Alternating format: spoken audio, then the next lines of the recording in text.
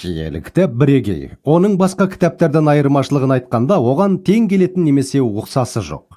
Оны басқа кітаптардан едәуір ерекше ететін басқа бір саласы, ол оның қалай аударылғандығы. Бір кездері аударылған ең бірінші кітап киелі кітап екенін білесіз бе? Ол Септуагинта деп аталды. Бұл еврей тіліндегі көне өсиеттің грек тіліндегі аудармасы. Бұл аударма шамамен біздің заманымызға дейінгі 225-250 жылдар аударылымға салынған. Оны грек тілінде 70 деген мағынаны беретін Септуагинта деп атауының себебі мынада.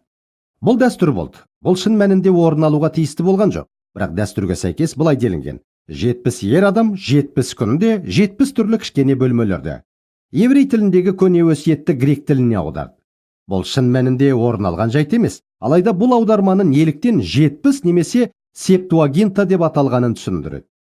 Киелі кітап жер бетінде өмір сүретін 95% адамдардың сөйлейтін барлық тілдеріне аударылған.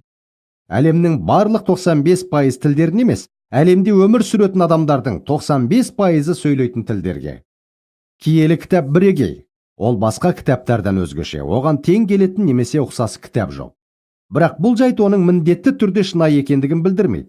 Бірақ ол шынымен білдіретіні: кез келген саналы адам шынымен ақиқатты ізденіп жүрсе, осындай құндылыққа ие кітапқа назар аударатын еді.